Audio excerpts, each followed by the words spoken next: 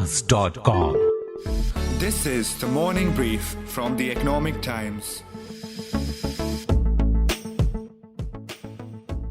Насколько мне известно, сегодня утром впервые в мире зарегистрирована вакцина против новой коронавирусной инфекции.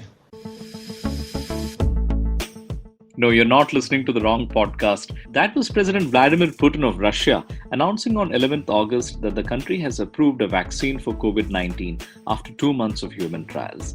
It grabbed the world's attention partly because he said one of his daughters has already taken it.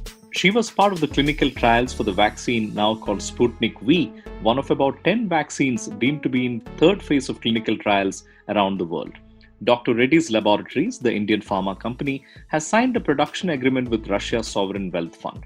This means the final phase of the trials of the vaccine are now underway also in India, and in the best case scenario, we'll get an effective vaccine by the end of 2020. Today, we will be talking more about the global race for the vaccine, the impediments, the financing, and various possible scenarios. From the Economic Times, I'm Shrutijit, and this is the Morning Brief. The name of the vaccine, Sputnik V, has some significance. Sputnik was, of course, the first satellite in Earth's orbit. Russia's successful deployment of Sputnik I in 1957 is what sparked the beginning of the space race, which ended when Americans landed a man on the moon in 1969. So the name harks back to a glorious era for Russian science and technology, and Putin's politics is very much about restoring the lost glory of the erstwhile Soviet Union. In some ways, the global vaccine race currently underway is very much reminiscent of the space race. The AstraZeneca Oxford vaccine is the candidate from Europe. There are several candidates from the US and China. There is Sputnik from Russia, and India has several candidates too, although none at the phase 3 trial stage. To discuss more about the vaccine race and its implications for all of us, I invited Divya Rajagopal, our pharma and healthcare reporter based out of Mumbai, to join me on the podcast. Divya, thanks for joining us today. Tell us the significance of this development. Thank you, Shrutijit, for having me over. So just to kind of take you through the news development, the Russian Development Investment Fund, which is the sovereign fund of Russia, also known as RDIF, has given the distribution rights of its COVID-19 vaccine, Sputnik V, to India's Dr. Reddy's. Now, according to the deal, Dr. Reddy's will get 100 million doses if the vaccine becomes successful in clinical trials. Now, the significance of this for India is several factors. First and foremost is that this is the fourth international deal that an Indian vaccine maker has struck. We know in the past that Serum Institute of India has tied up with AstraZeneca. They have also tied up with US vaccine maker called Novavax. Then we have a tie-up of Johnson & Johnson with Hyderabad-based Biological E. And today's announcement of Dr. Reddy's and Russia becomes the fourth of these international tie-ups. It's a significant step also from the perspective of all those people who've been waiting for the vaccines to come in, because we have one more vaccine candidate that we can look forward to. That's correct. So all in all, from industry perspective, this is a significant development where we are saying that India is the manufacturing hub. And if any international player want to expand the distribution, they have to come to India. From the consumer point of view, it's like we get one more vaccine to look forward to. We heard in August Mr. Putin announcing that the vaccine was ready and that his daughter had already taken it, and they had conducted 2 months of human trials. What phase of trials are we talking about now? Are these the final stage of trials? So that's right, Shrutijit. We'll just listen quickly what the CEO, Kirill Dmitriev, had to say about the entire vaccine development of Sputnik V. And we're definitely looking forward to starting clinical trials also with Dr. Reddy. We believe that we will start clinical trials in India already this month. And then we'll be working closely with regulator to get an approval for Russian vaccine in India as soon as possible. And then again, we expect delivery to India and to other markets subject to regulatory approval of our vaccine in November.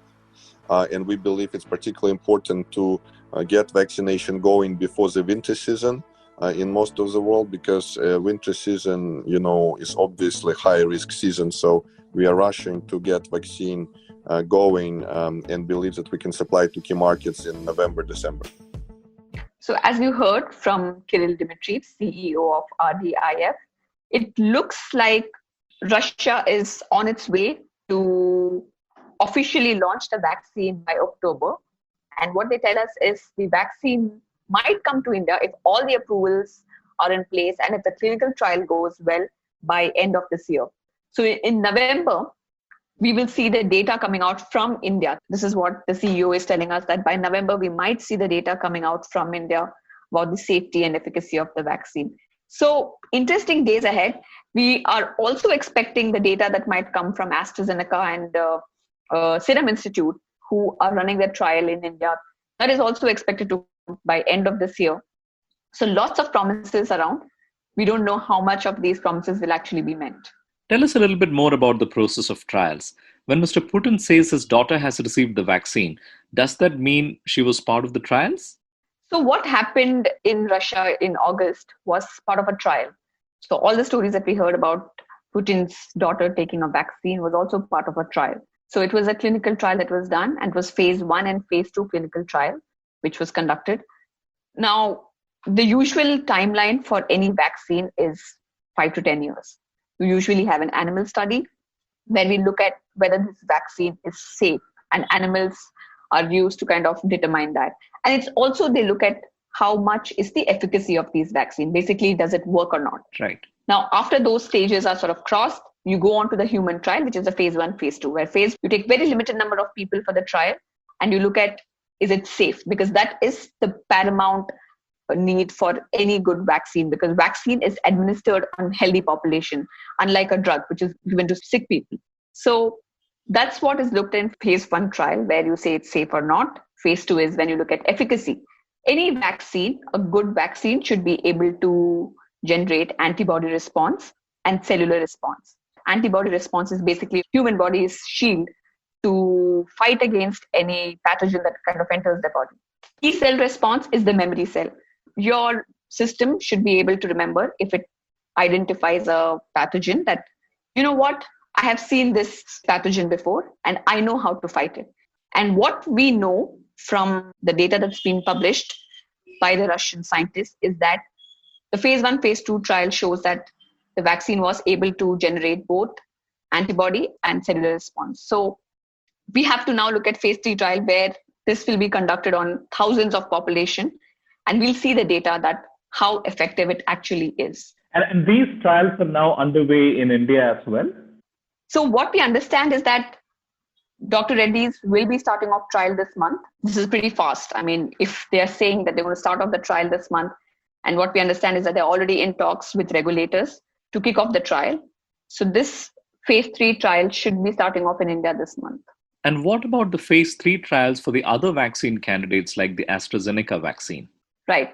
Now, we all know that there was a bump in between in the AstraZeneca vaccine trial. The trial had to be paused because one of the trial candidates fell sick. Right. Of course, they resumed it very fast. So in India, also, the drug controller has given permission for the trial to start off. But what we understand is that there's still recruitment that is going on. Of course, everybody wanted vaccines, but now actually when companies need trial participants, they're not coming forward. The participants are not around to take part in the trials. Right. Phase 3 trials mean how many participants typically? So in India, what we see right now with the Serum Institute and the AstraZeneca vaccine is that the trial numbers is 1,600. But globally, AstraZeneca, for example, is recruiting 30,000 people. So they're running a massive global trial in South Africa, in Brazil, in UK, in US, and they're looking at data of around 30,000 people on whether the drug works or not. So phase 3 trial usually is huge number of people. Very, very interesting. And all these trials would be overseen by the regulators in these countries, right? Our regulator will also be overseeing the trial in our country. Is that correct? Absolutely. That's right. Every regulator is responsible to ensure that the trial takes place in their own country in a safe manner. It also happens that there is a global trial that a company sponsors it, and they sort of monitor how the trial is progressing, and they have to give an update to all the regulators on how the trial is progressing.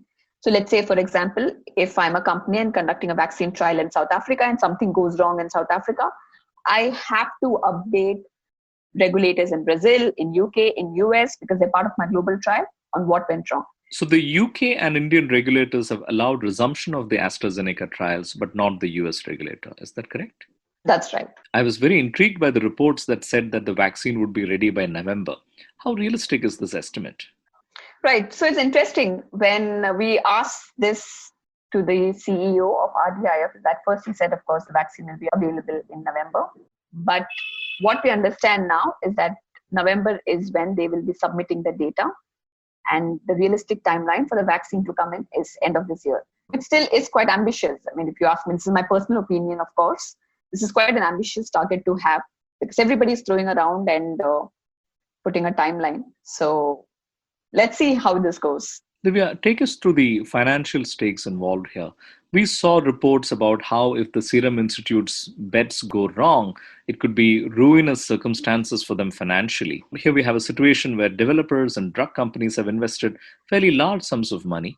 If one vaccine hits the market early, what are the implications for the other candidates and their investors? Do the others lose out? Or is the case that the world needs so many doses of COVID vaccines that as long as a vaccine is successful, it doesn't have to worry about competition?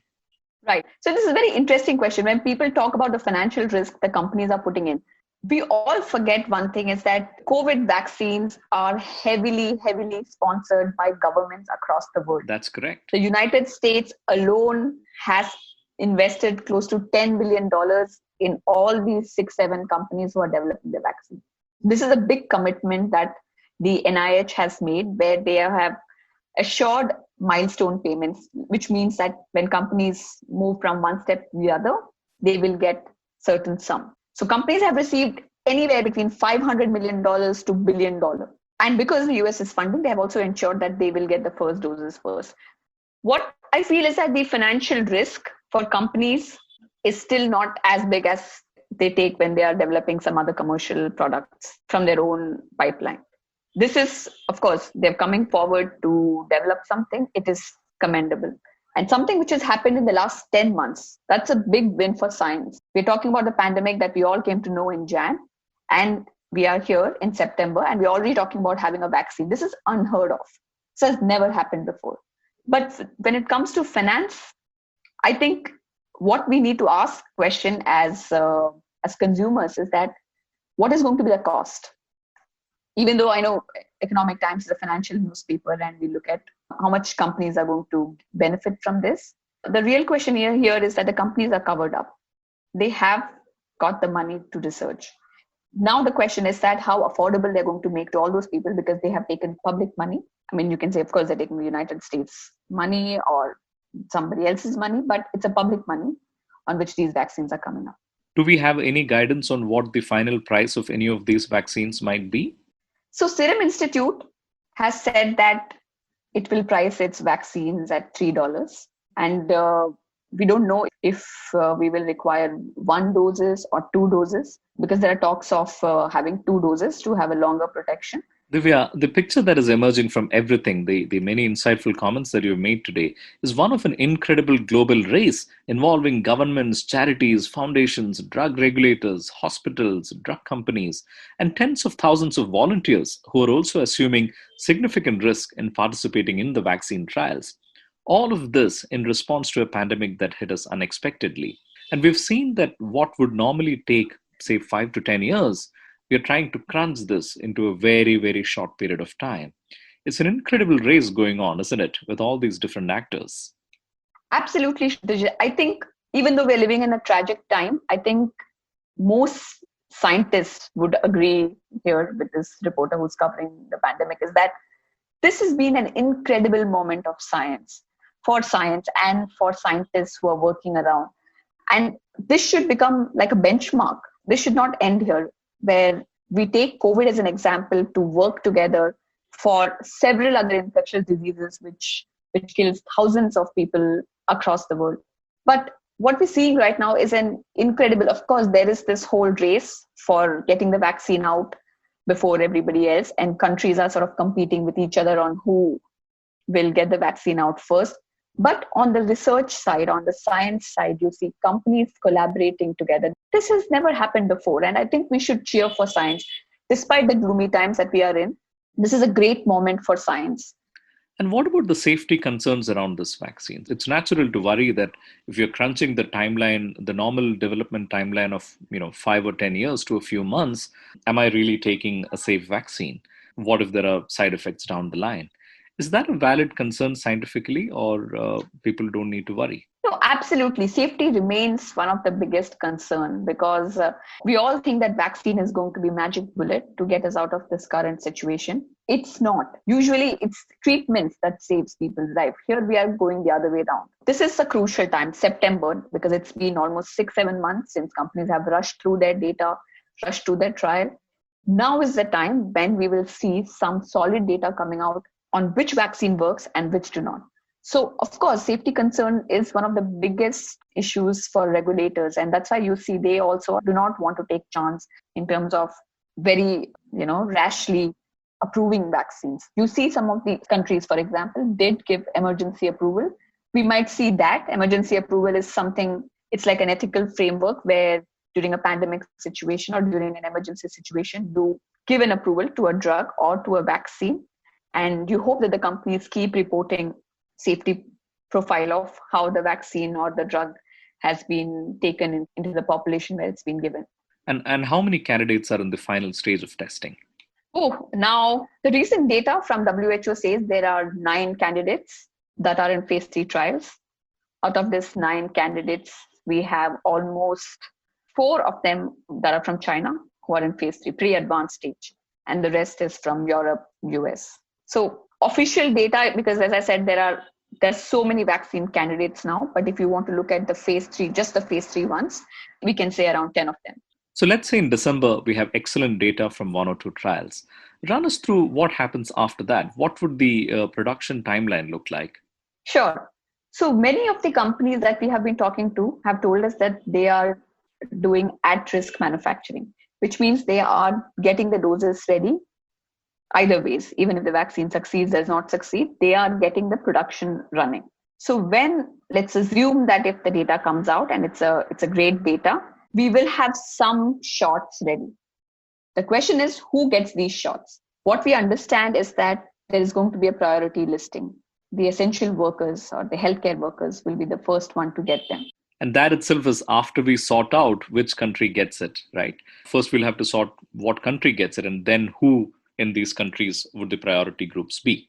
Sure. So this one I'm talking about, say, for example, Serum Institute or even the Dr. Reddy's. I'm talking about best case scenario for India. Even if there is a good data that comes up by December, most of these companies that we have spoken to tell us that they are doing at-risk production. So there will be some doses available perhaps. Now, we don't know if it's going to be end of December or early 2021, but that few doses which will come, it would be to vaccinate the most essential part of the people. Now, who decides that is a question. In terms of scale, as you rightly pointed out, if we have to manufacture 100 million doses, how long will that take? Is it a matter of months? Serum Institute has said that they can manufacture 400 million doses by the end of this year. That's their target, and it's a publicly stated target. The capacity which these companies have created is huge. Let's come back to the first question where we started, right? India is a big pharmaceutical hub. We have the capacity for manufacturing vaccines, injectables, which very few countries have across the world. So that's our USP, the scale. And that's why you'll see that for us, scaling up will not be a problem. And that's why most multinational companies want to come to India to look for partnership, because we have over the years created a solid manufacturing capacity, which also with significant quality. Of course, we can always keep debating about Indian made products are not great and so on and so forth. However, Indian companies have been supplying vaccines to Gavi, to WHO for several years. So scale is not going to be a problem. As I said, many companies are already putting production line in place to scale up in anticipation of an approval. Before I let you go, one last question. Sure. Take us through the Indian candidates and where they stand. Okay. So Indian candidates right now who are already in human trial stage are Serum Institute of India. Serum has partnership with AstraZeneca and US vaccine maker Novavax. Then you have today Dr. Reddy's that announced the tie-up with RDIF. We have Bharat Biotech. These are our domestic companies who have no tie-up with any international companies. But so it's Serum, Dr. Reddy's, Bharat Biotech, Zydus Cadila. Zydus Cadila is already in, again, human trial stage. They are in phase 2 trial. So these 4 companies are in phase 2, phase 3 trials. And then you have a whole lot of other companies who are waiting in queue to start their trials. We know there's this company called Genova, which is a Pune-based company, which is developing the first mRNA vaccine. They should be starting their trial sometime in September. We have Biological E, who have tied up with Johnson & Johnson, who also should be starting their trial sometime this month.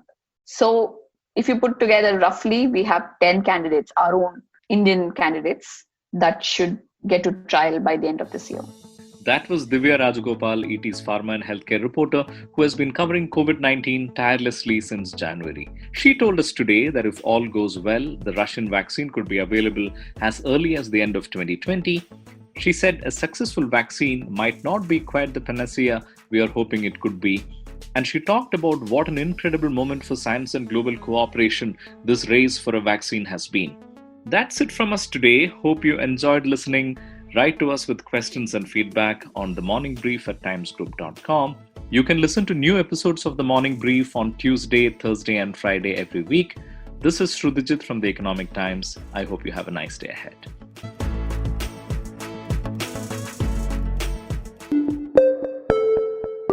Avaz.com